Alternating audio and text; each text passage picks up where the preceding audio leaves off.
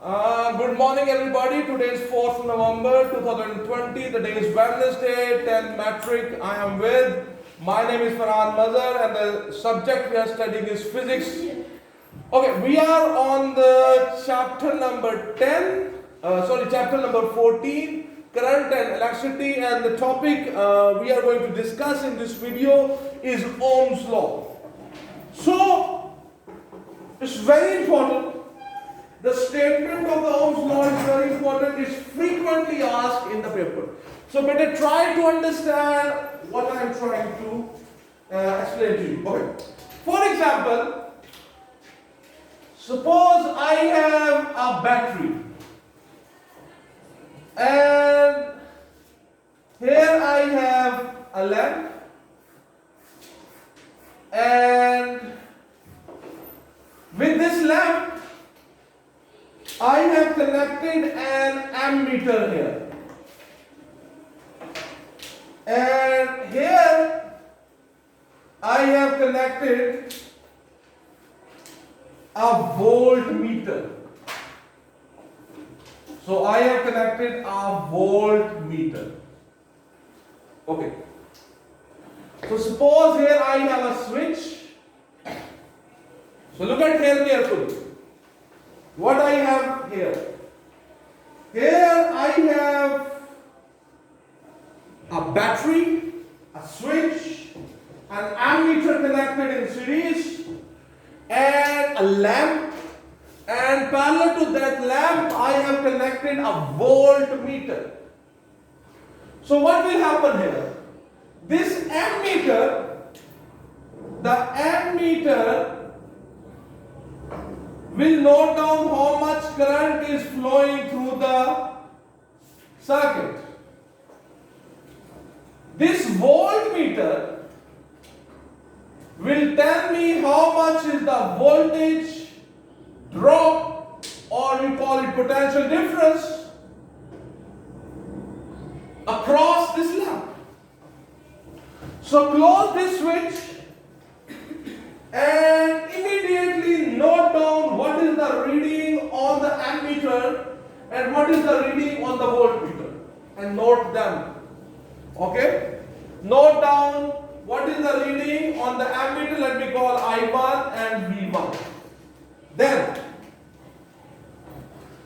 open this switch, change this thing. Now instead of using one lamp, use two lamps. Put here two lamps and connect the voltmeter across their ends, terminals. So now this ammeter, which is connected in series with the lamps, will measure how much current is flowing through them, and the voltmeter is connected parallel to both the lamps. It will tell you what is the voltage drop across both the lamps. I mean combined voltage drop across them. So note down I2 and V2. Then you can change. You can further change it. Now place here three lamps. Put here three lamps. Instead of one lamp, put here three lamps. And then measure what is the voltage drop. Okay? What is the voltage drop here?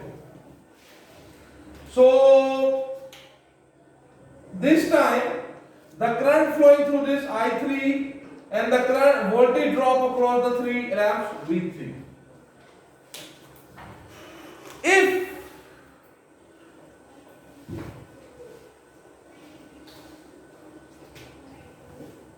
you draw a graph,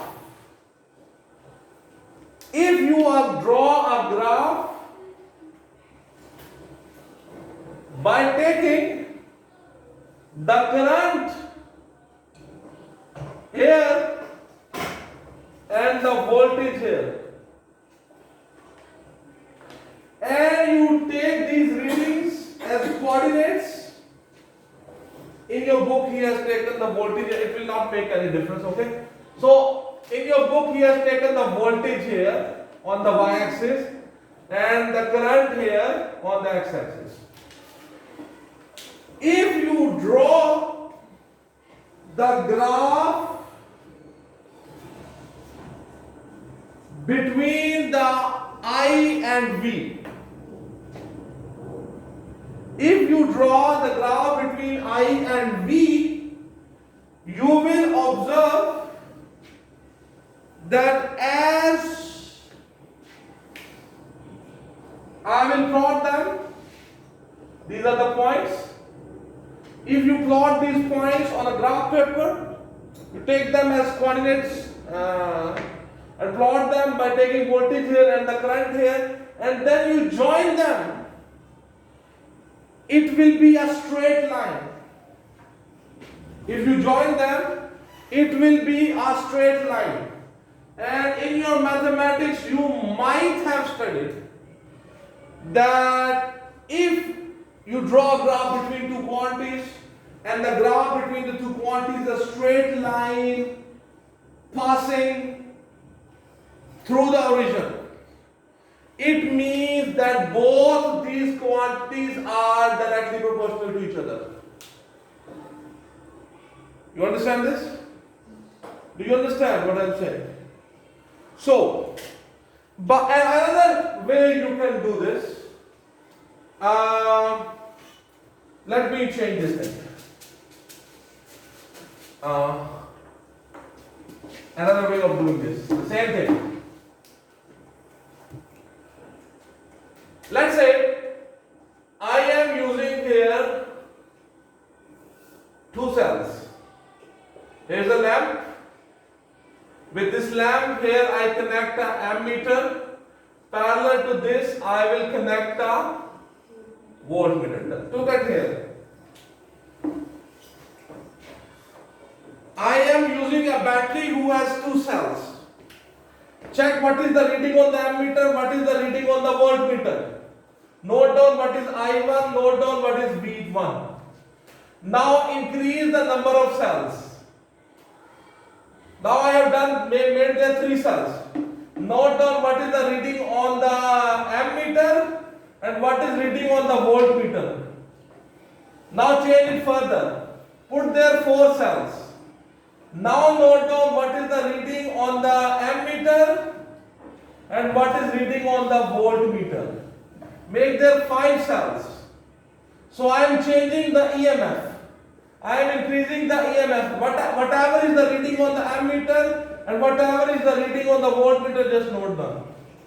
Then draw a graph. A graph where you represent the voltage on the y-axis and the current on the x-axis. You take these values as coordinates. This will be telling you the x coordinate, this will be telling you the y coordinate. You plot them, you plot them, you plot these points, and then you join them. You will get a straight line which will be passing through the origin.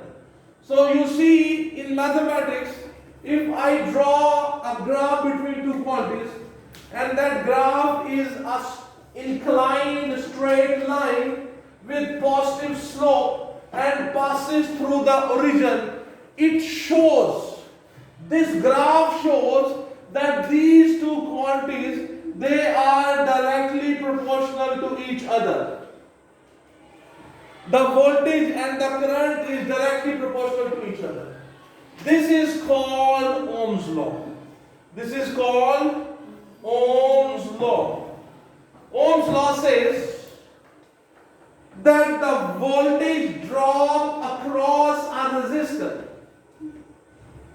Ohm's law says the voltage drop across a conductor, voltage drop across a resistor is directly proportional to the current flowing through it.